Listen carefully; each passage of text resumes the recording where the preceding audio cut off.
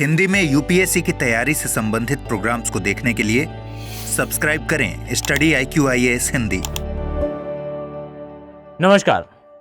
अगर मैं आपसे कहूं कि द्वितीय विश्व युद्ध के एक बाय प्रोडक्ट के रूप में जिस अध्ययन को शुरू करा गया उसके परिणाम से जन्मा हिंद महासागर का द्विध्रुव, एक आश्चर्यजनक घटना और एक ऐसी घटना जिसके बारे में हमें शुरुआती दौर में कोई जानकारी नहीं थी। उस घटना के कारण अभी आप पाएंगे कि हमारे साउथ ईस्ट एशिया में और इवन पूरे एशिया का जो मेनलैंड बायोडायवर्सिटी का एरिया है, इसमें सिग्निफिकेंट डिक्रीज और डिक्लाइन देखने को मिलता है हिंद महासागर के कारण। तो शायद जानकर आपको आश्चर्य हो, और आपको आश्चर्य इसलिए भी होना चाहिए बिकॉज ये जो फिनोमिना है, अर्थात हिंद महासागर के अंदर दो ध्रुवों का बनना, ये अदर किसी भी महासागर के साथ दिखने वाली घटना नहीं है। और ना ही ये स्पेसिफिक जो फिनोमिना है ये हमें उन स्थानों पर देखने को मिलता जहां इवन टेम्परेचर डिफरेंस है। यानी कि हमारे पास बहुत सारे ऐसे उदाहरण हैं जहां पर महासागरों के अलग अलग भाग में अलग अलग ट्रॉपिक्स आते हैं, तब भी इतना सिग्निफिकेंट टेम्परेचर डिफरेंस देखने को नहीं मिलता जितना एक आधे महासागर में देखने को मिलता है। जी हां, आपने वर्ड बिल्कुल सही सुना है, आधा महासागर, इनकंप्लीट ओशन। क्यों कहा जाता है? शायद आपको पता होगा कि भाई ये हमारा हिंद महासागर एक ऐसा महासागर है और एकमात्र ऐसा महासागर है जिसमें आप पाएंगे कि यह केवल एक तरफ से ध्रुव से जुड़ा है, दूसरी ओर से यह महासागर वास्तविकता में द्वितीय ध्रुव से अर्थात उत्तरी ध्रुव से नहीं जुड़ा। प्रशांत महासागर को देखें या अटलांटिक महासागर को, जब हम बड़े महासागरों की बात करते हैं तो अक्सर हमें देखने को मिलता है कि ये दोनों ही सिरे इनके दो अलग अलग ध्रुवों से लगते हैं, जबकि ऐसा हमारे हिंद महासागर के साथ नहीं है। अर्थात इस सारे डिस्कशन से मैं आपको यह एहसास दिलाना चाहता हूं कि डियर, जिस ओशन की हम बात कर रहे हैं ये ओशन इज स्पेशल, और इसके अंदर बनने वाला ये द्विध्रुव अर्थात दो अलग अलग पोल्स का बनना, ये कहीं ना कहीं एशिया के लिए एक समस्या क्रिएट करता हुआ दिखता है। ये एक स्टडी में कहा गया, और आइए इसके बारे में थोड़ी चर्चा करते हैं। सबसे पहली चीज तो यहां पीछे ध्यान से देखें तो आप एक बात नोटिस कर पाएंगे कि हिंद महासागर के अंदर आपको दो अलग अलग जोन दिखाई देते हैं जिनमें आपस में इंटरचेंजेबिलिटी अर्थात ये आपस में अपना स्थान परिवर्तित कर सकते हैं, ऐसे गुणधर्म हमें देखने को मिलते हैं।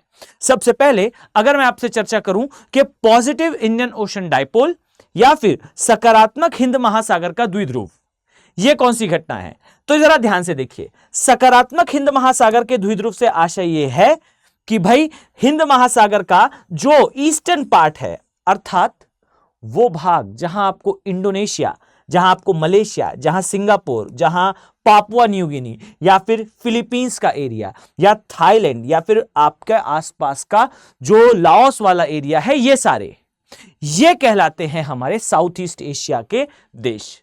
अर्थात ये जो पोर्शन है, यहां के पानी का तापमान हमें बिल्कुल नहीं पता किस कारण से, परंतु है ऐसा ही कि इस स्थान का तापमान जो है वो जल का तापमान ये हो जाता है कम, तापमान हो गया कम।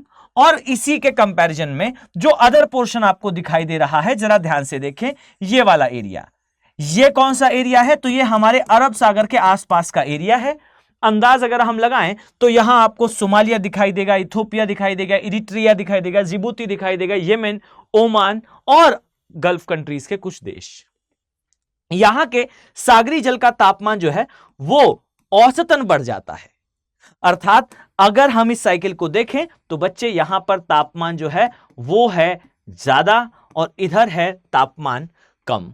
अब ये जो टेम्परेचर का डिफरेंस आप देख रहे हैं, ध्यान से समझिए, ये टेम्परेचर का डिफरेंस कॉज करता है प्रेशर का डिफरेंस, और यहां पर तापमान ज्यादा है तो बच्चे यहां दाब हो जाता है अधिक, और यहां पर तापमान अधिक है तो दाब हो जाता है ज्यादा। और आई थिंक आपने समझा होगा कि जो पवने हैं, जो विंड्स हैं, वो हाई प्रेशर से लो प्रेशर की ओर बहती हैं, और बहते हुए ये सोमालिया, इथोपिया, इरिट्रिया के स्थान से ऊपर उठना प्रारंभ करती हैं, और जो रेनफॉल है, जो वर्षा है, ध्यान से समझिएगा, ये वर्षा या रेनफॉल आपको होता हुआ अधिक दिखाई देता है इस स्थान से ऊपर जाती हुई पवनों के कारण।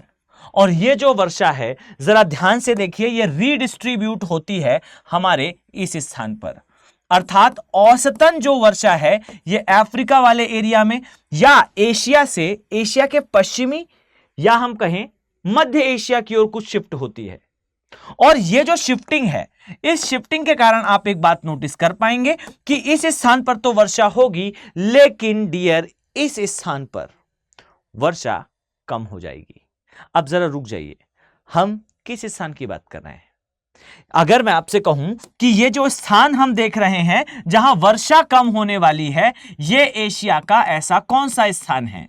जरा ध्यान से समझने का प्रयास करें। अगर इस स्थान पर वर्षा कम होती है तो हमें इंडोनेशिया, हमें मलेशिया, हमें साउथ ईस्ट एशिया का कंबोडिया, वियतनाम, लाओस, इन क्षेत्रों में वर्षा कम देखने को मिलेगी। और ये जो क्षेत्र हैं, याद रखिए, ये क्षेत्र हैं बायोडायवर्सिटी के हॉटस्पॉट। अगर आपको याद ना हो तो मैं आपको याद दिलाना चाहूंगा कि ये क्षेत्र रेयर बायोडायवर्सिटी के भी प्लेसेस है। सूडालैंड बायोडायवर्सिटी, ये सूडालैंड की biodiversity one of the richest biodiversity में है, जिसमें इंडोनेशिया आता है। और इस क्षेत्र में वर्षा का पैटर्न ये इंडियन ओशन डायपोल तेजी से चेंज करता है। क्लियर? यानी कि आप एक बात समझ चुके हैं कि पॉजिटिव इंडियन ओशन डायपोल का अर्थ यह है कि भाई इंडियन ओशन का ये पोर्शन जो आपको दिखाई दे रहा है ये हो जाएगा ठंडा, और जो इंडियन ओशन है इसका अरब सागर वाला हिस्सा ये हो जाएगा गर्म। That is called as Indian ocean dipole का पॉजिटिव फेस। यहां पर नो डाउट के वर्षा ज्यादा होगी इस इलाके में, अर्थात अफ्रीका से सटा हुआ या मिडिल ईस्ट के आसपास का एरिया, लेकिन कम हो जाएगी हमारे उस स्थान पर जहां पर बायोडायवर्सिटी सिग्निफिकेंट है। अब जरा समझिए, अगर यह प्राकृतिक घटना है जो कि ऑब्वियसली है, तब के केस में प्रकृति इसके अराउंड ही इवॉल्व होती है, नेचर कभी नकारात्मक नहीं होता। अर्थात यहां अगर आपको वर्षा कम दिख रही है और बायोडायवर्सिटी दिख रही है, इसका मतलब यह है कि नेचर ने इसे इसी अकॉर्डिंगली इवॉल्व करा होगा। लेकिन कहानी में एक ट्विस्ट है। इंडियन ओशन डायपोल पॉजिटिव हमेशा नहीं रहता, और ये 1-2 वर्षों में अपना गियर जो है वो चेंज कर लेता है। चेंज कर लेता है इसे मतलब क्या है, जरा ध्यान से समझिए। जो तापमान आपको यहां दिखाई दे रहा था, क्लियर, जो तापमान आपको यहां दिखाई दे रहा था अभी से कुछ समय पहले गर्म, डियर गेम बदल चुका है। अब जो स्थान है, अर्थात हमारा अफ्रीका से सटा हुआ वो जो एरिया हमें दिख रहा था, डियर उस एरिया में टाइम के साथ तापमान चेंज हो गया और अब वो ठंडा हो गया है। और जरा रुकिए, आप यहां पर एक बात नोटिस कर पाएंगे, वो स्थान जो अभी से कुछ मिनट पहले आपको जो है वो ठंडा दिखाई दे रहा था, उस स्थान पर तापमान जो है वो गर्म हो गया है। अर्थात यहां पर टेम्परेचर हाई है, प्रेशर लो हो जाएगा। इस स्थान पर टेम्परेचर लो है, प्रेशर हाई हो जाएगा। और गुण आपको पता है, नेचर आपको पता है कि wind always use to blow from high pressure to low pressure. हवाएं हाई से लो की ओर चलती हैं, और इसी क्रम में ये हवाएं जो है वो इंडोनेशिया वाले एरिया से ऊपर जाएंगी। और डियर इस स्थान पर आपको देखने को मिलेगा भयंकर वर्षा। अर्थात अब जो वर्षा है वो इस स्थान पर अल्टरनेटिव ईयर्स में फिर से बढ़ने लगेगी। अब चूंकि यहां पर फिर आपको वही स्थान दिखाई देंगे, यहां आपको इंडोनेशिया दिखाई देगा, मलेशिया दिखाई देगा, बोर्नियो दिखाई देगा, ब्रुनोई दिखाई देगा, और ये सभी एरियाज, इनमें आपको फिर से तीव्र वर्षा देखने को मिलेगी। तीव्र वर्षा देखने को मिलेगी तो ये तो अच्छी खबर हुई कि भाई हमें इस स्थान पर वर्षा तीव्र देखने को मिल रही है। इसमें नकारात्मक क्या है? तो इस बात को समझिए कि अगर मैंने आपसे कहा कि इस स्थान पर बायोडायवर्सिटी का हॉटस्पॉट है, मतलब जैव विविधता अधिक है, इसका मतलब बारिश ज्यादा होनी चाहिए। और जब ज्यादा बारिश होगी, औसतन बारिश तो होनी ही चाहिए, जब औसत बारिश होगी तो नो डाउट कि इसी रेनफॉल के अकॉर्डिंगली, इसी वर्षा के अकॉर्डिंगली यहां पर जैव विविधता अर्थात बायोडायवर्सिटी डेवलप होगी। तो अब बायोडायवर्सिटी डेवलप तो हो गई, इसी के अकॉर्डिंगली हो गई, लेकिन अब फिर से 1 वर्ष के पश्चात यहां पर इंडियन ओशन डायपोल आ जाएगा, और यह स्थान जो है वो अभी नेगेटिव से फिर पॉजिटिव हो जाएगा। अर्थात ये जो पॉजिटिव और नेगेटिव की साइकिल है, ये साइकिल इस स्थान पर बायोडायवर्सिटी के बैलेंस को डिस्टर्ब कर देती है। और ये जो डिस्टरबेंस है, यानी कि ये जो फ्लक्चुएशन है रेनफॉल का, ये रेनफॉल का फ्लक्चुएशन बीते कुछ 100 साल से ही दिखाई दिया है। मतलब एक तो हमारा अध्ययन as a scientific researcher humans ने इसे ऑब्जर्व बहुत बाद में करा है, और ये हमारा एक अंदाज है कि ये साइकिल इसी प्रकार से चल रही है। मुझे कुछ समय पहले रीड करा हुआ एक आर्टिकल ध्यान आता है, जहां हमने ये देखा था कि इंडियन ओशन डायपोल के बारे में हमें द्वितीय विश्व युद्ध के बाद ही चीजें पता चली हैं। भूगोल में जो रिसेंट डेवलपमेंट हुए हैं ये यही बताते हैं कि Indian ocean dipole is a new concept, ये एक नया कंसेप्ट है। जहां पर इसकी नींव रखी गई थी जब द्वितीय विश्व युद्ध हुआ था। आप पाएंगे कि द्वितीय विश्व युद्ध के आसपास जब ब्रिटेन के शिप इस स्थान पर जो है वो गश्त करा करते थे और जापानीज आर्मी एंटर ना कर जाए, इसके लिए इस एरिया को सील करने का प्रयास करा करते थे। उस समय आप पाएंगे कि यहां पर जब शिप चलता था तो एक तरफ का तापमान सागर का कम, एक तरफ का तापमान सागर का ज्यादा है। इसके कारण शिप के फ्यूल कंजम्पशन में भी माइनर चेंजेस आए थे, जिसे बाद में ऑब्जर्व करा गया कि भाई एक ही डिस्टेंस जब शिप इस दिशा में चलता है, अर्थात जहां अरब सागर का विपरीत भाग हो अर्थात बंगाल की खाड़ी, वहां शिप को कम तेल लग रहा है और उतना ही डिस्टेंस ट्रेवल करने में हिंद महासागर के दूसरे भाग में अधिक फ्यूल लग रहा है। जब इस प्रकार की कुछ चीजें वैज्ञानिकों ने नोटिस करी, द्वितीय विश्व युद्ध एंड हुआ, इन ऑब्जर्वेशंस की स्टडी करी गई तो पता चला कि हिंद महासागर के दो स्थानों का तापमान इनमें सिग्निफिकेंट डिफरेंस है। और इस कारण से आप पाएंगे कि हिंद महासागर से सटे हुए महाद्वीपीय भागों में आपको अक्सर वर्षा का पैटर्न चेंज होता हुआ दिखेगा। और ये जो वर्षा का पैटर्न चेंज होना है डियर, ये बहुत क्रूशियल है। Why? Because Asia is a continent जहां पर बायोडायवर्सिटी के हॉटस्पॉट बहुत ज्यादा हैं। लेकिन कहानी केवल एशिया तक सीमित भी नहीं है। इस बात को समझिएगा कि कहानी केवल एशिया तक इसलिए भी सीमित नहीं है क्योंकि रेयर स्पीशीज का एक प्लेस जिसे हम ऑस्ट्रेलिया के नाम से जानते हैं डियर, इसके लिए भी एक बड़ा खतरा है इंडियन ओशन डायपोल का बार बार फ्रीक्वेंटली चेंज होना। यहां पर ऐसे कई जीव आपको दिखेंगे जैसे प्लेटिपस, जैसे कैंगारूज। ये जो कंगारू या प्लेटिपस या ये आदि जीव हैं, इन सभी जीवों में आपको एक चीज कॉमनैलिटी मिलेगी, वो है एंडेमिज्म। एंडेमिज्म का अर्थ है ऐसे जीव जो केवल एक स्थान पर निवास करते हैं, और इन जीवों की संख्या आपको ऑस्ट्रेलिया में खासा दिखाई देगी। और ये कंडीशंस याद रखें कि ये कंडीशंस काफी ज्यादा अफेक्ट होती हैं इंडियन ओशन डायपोल से। अब ये इंडियन ओशन डायपोल बार बार जब चेंज होता है और रेनफॉल पैटर्न में चेंजेस आते हैं तो अल्टरनेटिव हॉट एंड ह्यूमिड ये साइकिल चलना स्टार्ट होती है। और ये साइकिल बेसिकली ऑस्ट्रेलिया में एक समय पर फ्लड तो किसी समय पर फायर, एक समय पर बाढ़ तो कभी किसी समय पर जंगलों की आग लेकर आती है। Loss of biodiversity. पीछे दिख रही इस इमेज को जरा ध्यान से देखिए। आप में से ज्यादातर लोगों ने इस इमेज को देखा होगा, और वो भी कहां, तो खासकर कार्टून्स में। ये जो इमेज आप देख रहे हैं ये ओरंगुटैन की इमेज है। ये मूल निवासी माने जाते हैं और इवन ये हमारे कुछ करीबी पूर्वजों में से एक माने जाते हैं, और इनकी अच्छी संख्या आपको देखने को मिलेगी इंडोनेशिया के वनों में। ये साउथ ईस्ट एशिया में और आसपास के स्थानों पर आपको देखने को भी मिलता है। अब इस जीव के बारे में एक बात समझिए, ये डेंस फॉरेस्ट में निवास करता है, लेकिन उस फॉरेस्ट की एक विशेषता होनी चाहिए, और वो विशेषता है इस स्थान पर पर्याप्त वर्षा का होना, पर्याप्त बारिश का होना।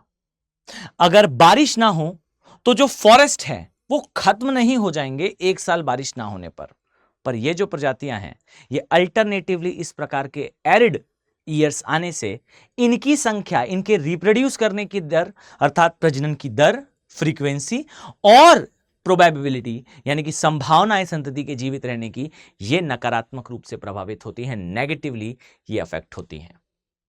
अर्थात this is a major thing, ये एक बड़ी घटना है इंडियन ओशन डायपोल का फ्रीक्वेंटली चेंज होना, लॉस ऑफ बायोडायवर्सिटी।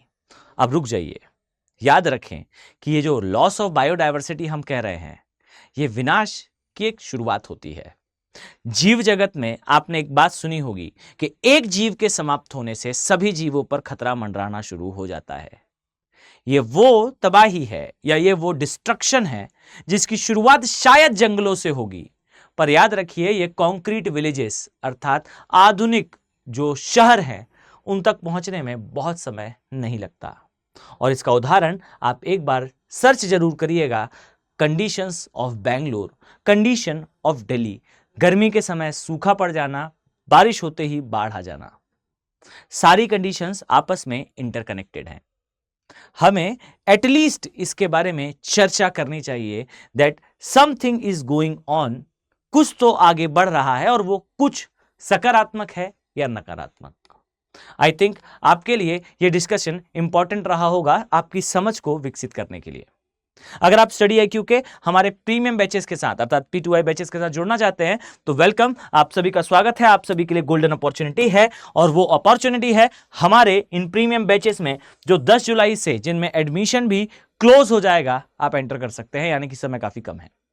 ध्यान दीजिए, अगर आप हिंदी माध्यम से तैयारी कर रहे हैं, अगर आपको इंग्लिश या इंग्लिश माध्यम से तैयारी करना है, तीनों ही लैंग्वेजेस में ये बैचेस उपलब्ध हैं और आप इन बैचेस का पार्ट बन सकते हैं bare minimum cost that is 27,999 की कॉस्ट पर यहां रुक जाएं, तारीख का ध्यान दें, 10 जुलाई से पहले आपको इन बैचेस को एनरोल कर लेना है। और सेकंड सबसे इंपॉर्टेंट बात आपको याद रखना है, स्टडी IQ के किसी भी कोर्सेज को अगर आप परचेज करते हैं तो आपको सबसे इंपॉर्टेंटली एक के लाइव कोड का यूज करना है। अर्थात इस कोड का यूज कर अगर आप इन बैचेस का पार्ट बनते हैं तो डेफिनेटली आपको इसका सबसे अच्छा इफेक्ट या प्रभाव ये देखने को मिलेगा कि बेयर मिनिमम कॉस्ट तो आपको मिलेगी ही, साथ ही आप बेटर सर्विसेज के साथ हमारे बैचेस का पार्ट बन पाएंगे। One thing and the another thing is कि अगर आपका ऑप्शनल सब्जेक्ट अर्थात यूपीएससी में जो ऑप्शनल विषय होता है वह भूगोल है, जो कि होना भी चाहिए, क्योंकि आपका ये ऑप्शनल आपके 30 से 35 क्वेश्चंस जो कि सीधे सीधे यूपीएससी ज्योग्राफी और एनवायरनमेंट से पूछा करता है, आपके लिए देवर लाइक अ पीनट, आपके लिए बहुत आसान होंगे, क्योंकि आप उन सब्जेक्ट्स को, उन चीजों को ज्यादा डिटेल में पढ़ने वाले हैं हमारे ऑप्शनल के बैचेस में। मेरे साथ अगर आप ऑप्शनल पढ़ना चाहते हैं तो वेलकम, आपका स्वागत है इन बैचेस में। याद रखिए न्यू बैच जो है वो 20 जुलाई से स्टार्ट हो रहा है। 20 जुलाई से स्टार्ट होने वाले इस बैच को आप 15,999 की कॉस्ट पर प्रिवेल कर सकते हैं, इसका पार्ट बन सकते हैं, अपने ऑप्शनल को क्रिस्टल क्लियर और रॉक सॉलिड बना सकते हैं। उम्मीद करता हूं कि आने वाले समय में आप सभी इन बैचेस का पार्ट होंगे। मिलते हैं नेक्स्ट वीडियो में। Have a very nice day, thank you. Hindi में यूपीएससी की तैयारी से संबंधित प्रोग्राम्स को देखने के लिए सब्सक्राइब करें स्टडी IQ IAS हिंदी।